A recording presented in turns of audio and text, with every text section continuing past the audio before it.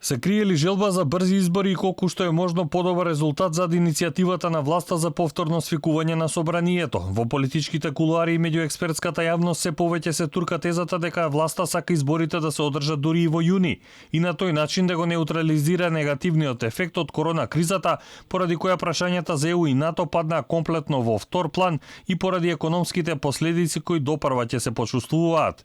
На ваков начин власта би имала простор за нов датум за избори кој би го потпишал Талат Џафери, а неофицијално била разгледувана и варијантата за негова смена доколку се противи да закаже избори во посакуваниот термин. Според професорката Гордана Силјановска, самораспуштен парламент не може повторно да биде свикан.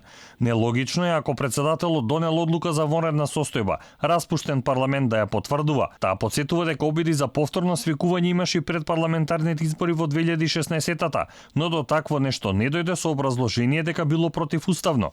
Да, може да свикаат. Сега 30 слушам дека собрале. Значи, владата може да побара и председателот на државата исто така.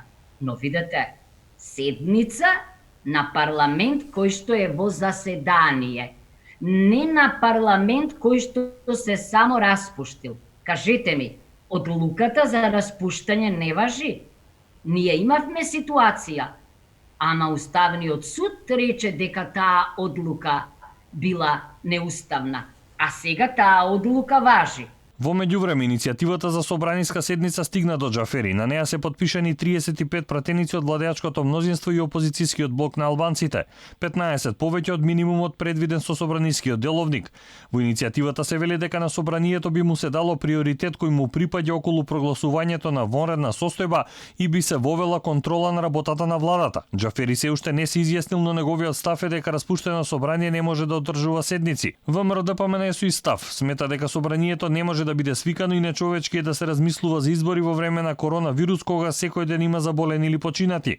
Во најголемата опозицијска партија се убедени во изборна победа.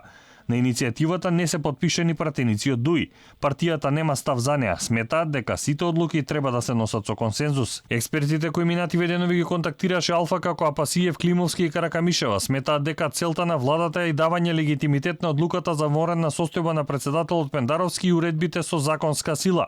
Дел од нив оставаат простор за импичмент за Пендаровски и посочуваат дека избори може да се одржат 60 дена по завршувањето на вонредната или воена состојба. Во ситуацијава, ако вонредната заврши на 16 мај, избори би се одржале минимум на средината на јули.